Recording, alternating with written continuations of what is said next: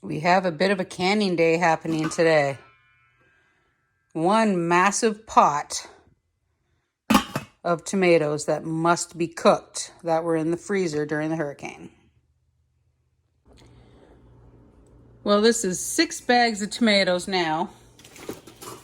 And this is the last one that we have to make sure it gets cooked today. But my pot was not big enough to put them all in at once. This is going to take a long time to cook down. Now, that is a lot of water that's in that pot, and you guys know me by now. If it's not a safe canning practice, I don't even bother. The only problem with making tomato sauce from frozen tomatoes is that there's a lot of water. So it does take a long time for them to cook down. I cook them seeds and skins and everything. You know, of course I wash them before I freeze them, just so you know. But I let them cook down like that, and then they go through that food mill like we did the last time we made tomato sauce. So these will cook all day, and they will go into the refrigerator once they cool for the night while I'm sleeping. And then first thing tomorrow morning, they will be back on the stove to continue cooking. Yes, I do pay attention to the temperatures, and yes, it's always going to be at a safe heat or cold. So don't worry there. Like I said, if you know me, if it ain't safe, I don't do it. Back to work we go. Well, the tomatoes have cooked. Now I get to spend the next, I'm not exactly sure how long, putting these through the food mill. So let's get this done.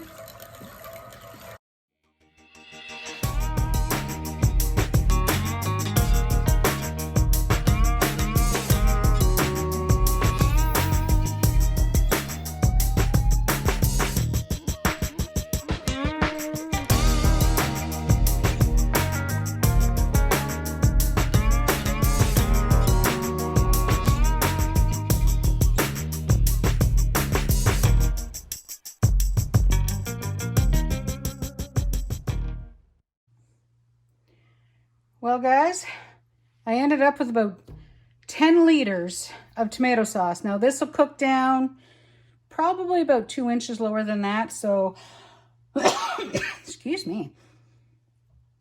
So I'll probably get about 8 liters, give or take, which should give me about 18 jars of sauce. So time to turn this on and let it cook and cook and cook and cook and cook.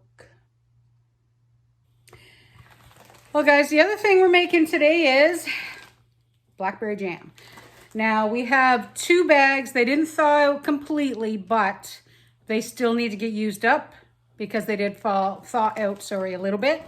Now, I'm going to put them through the food mill, but I just use the food mill for the tomatoes, so it has to be sanitized. So I've got it running through the dishwasher. And once it's done, we'll start cooking the blackberry jam. Now, we make long cook, so it is equal parts blackberries and sugar. That's it. But me being who I am, excuse me again, I do tend to add a little bit of extra lemon juice because I want that extra little bit of acidity just in case. I'll do the same thing for the tomatoes when we can those. So just before we're ready to can them, I'll put a little bit of lemon juice in that pot and stir it all in too. Alrighty. It's been a morning. This chick needs some lunch. I'll be back. Well, mill is clean. Measuring cup. This may be a little bit messy. Now the berries are not quite thawed out yet, but I'm gonna we'll run some through and we'll see how well this will work or if we have to wait a little longer. Oh yeah, too frozen.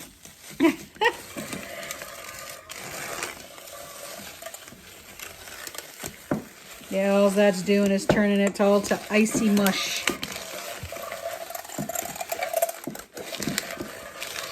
Well, guess I'll let this sit here for a while.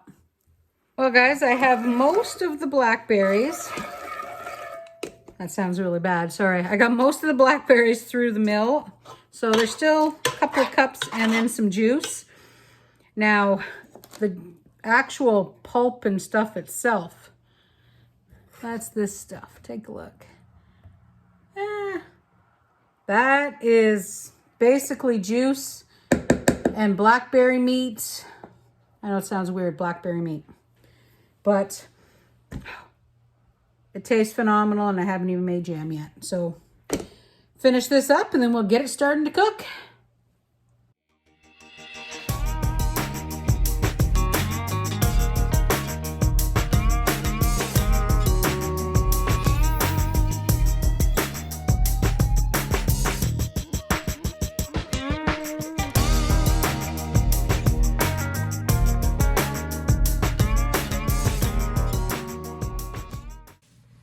Well, I have switched to the jam making spoon. Yes, I only have, let me say that again. I have spoons that I only use for jam making, and this is one of them. So what I've done is I've got this beautiful blackberry pulp just starting to warm up. And I'm gonna have to go and get my spatula and scrape off my blackberry spoon.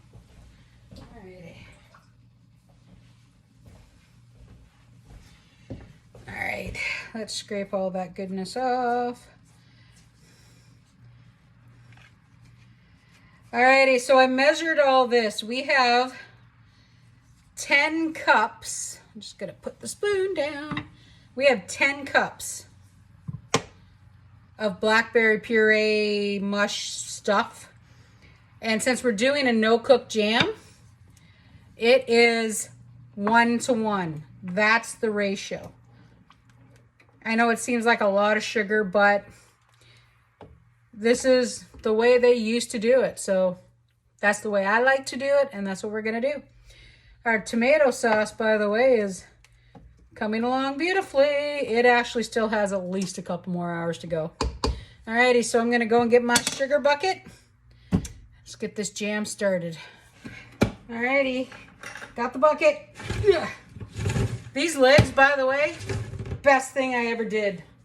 The only problem was I had to go to our local restaurant wholesaler to get food grade buckets that the rim would fit on, because these are kind of built more for a 5-gallon American bucket, whereas all the Canadian buckets that are food grade are usually 19 liters, which isn't quite the same size across the top. So yeah, it's a tight fit, but it's never coming back off.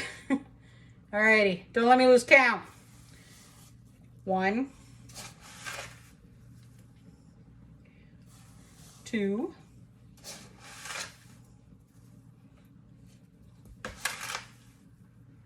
3, 4, 5, 6,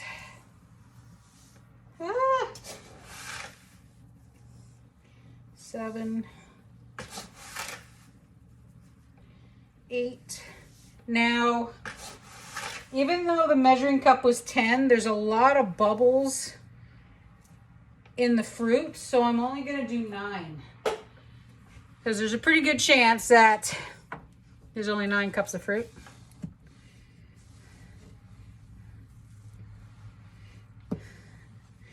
I will link the long cook pectin free jam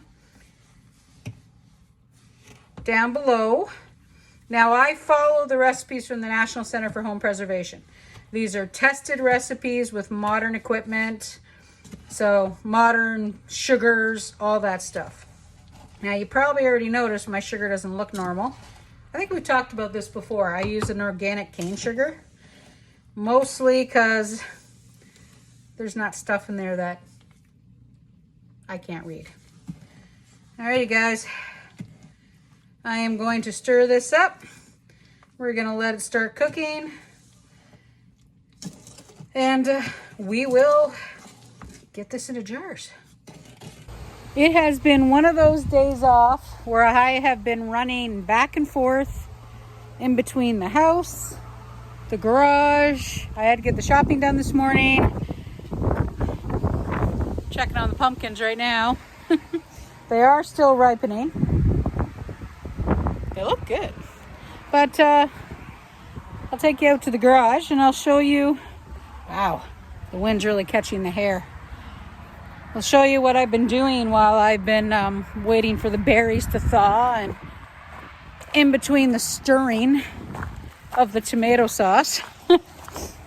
Oh, I have been... Wow, you guys get really, really weird face light when I face the garage door. Let me turn around. That's better. You haven't got that weird look on my face. I have been knocking all the dirt off of the potatoes. These are those potatoes that we picked up at the, oh gosh, what was that thing called? Fill your boots. So I've got a lot of potatoes. That's going to be another one of our little canning adventures, is that I've got a lot, let me show you here. I've got a lot of really big ones. Now these are red potatoes. Go figure, I'm on PEI. But like I said, these are red skin potatoes, and red skin potatoes hold up really, really well when it comes to pressure canning. So even though I don't really want to pressure can on this glass top stove, I'm going to do it anyway, because I can't store all of these potatoes for the entire winter because I just do not have the facilities for it yet. So pressure canning it is. Now, I'm of the era where I grew up eating potatoes that came out of tin can. I mean, hash browns with canned potatoes, I am sorry, I don't care where you live. So easy to do, so easy to cook, and they taste phenomenal. All right, back to cleaning. It has been a really, really long day. So we finally got the jam done. I kind of forgot to record that. Sorry, I was in a rush. It is really late. It's actually going on 9:30, and the tomato sauce is finally done. So let me show you what it looks like, and we'll get this stuff in jars. This chick's tired. Okay, so here's the sauce. Now, if you guys have ever made homemade sauce, you see how it separates? The mill that I use, if I had, the holes were just one size smaller, the actual quote unquote meat of the tomatoes would actually be finer, so you wouldn't have that quite so much separation. Now keep in mind, sorry, I had to turn that a little loud. Keep in mind that this stuff here doesn't have the emulsifiers and the thickeners that come with a commercial sauce. Now it's a little bit thinner than like the stuff you're gonna get in a jar. It's kind of more like a passata, because if I'm gonna use it for other things, I can always thicken it up. So it's not that bad. But when you can tomato sauce, it's half inch headspace is all you really need. But generally I tend to leave about an inch. Have you ever noticed? There's an inch, there's a half an inch. Just follow the rings, works out well. Now these ones are the 500 milliliter jars. I also have some 750s. So I'm going to get these 500 ml jars done, and we'll add a couple of the 750s to this first batch, and then the rest will be 750. I do kind of like the bigger jars. Kind of comes in handy. So if I want to make chili, if we're going to make a red sauce for pasta, I just grab a 750. It's actually the same size as a Classico jar. And to be honest with you, some of them are Classico jars.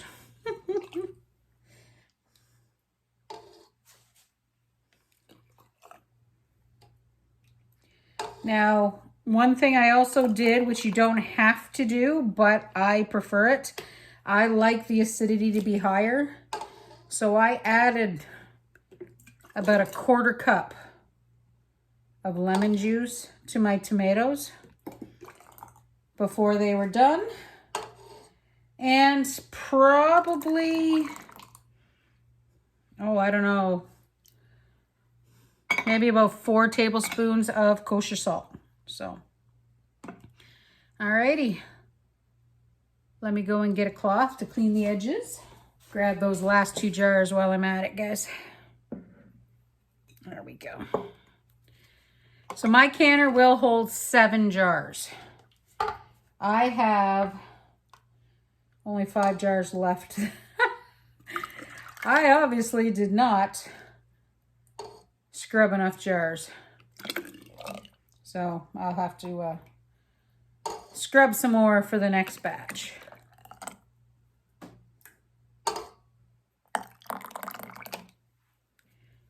Man, that looks good. Doesn't that look good? I've seen people like to brighten the color too. People have put beet juice, of all things, because it's that nice deep red, and kind of brighten it up. Now, if I wanted to make it a brighter red, I would easily use beet juice instead of food coloring. I have seen people use food coloring. I am going to top these up just that hair more. There we go. We'll do that actual 1/2 inch headspace. I will send both links, not just the long cook berry jam. I'll actually link the how to cook tomatoes and canned tomatoes as well from the National Center for Home Preservation. I mean, they are, get your recipes from Ball or Bernardin, but I follow the guidelines from the National Center of Home Preservation. Alrighty guys, I'm gonna get these cleaned up and in the canner, and then I'm gonna wash some more jars. It's 11:30. 6, 7, 8, 9, 10, 11, 12, 13 jars of tomato sauce. So that's 2 batches. 1 jar didn't seal, so I'm gonna freeze that one. I'm just not gonna process 1 jar. 1, 2, 3, 4, 5, 6.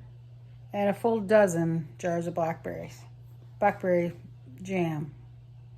Something like that. Dishwasher's going. Halfway tidied up. I'll tidy the rest tomorrow. Time for bed.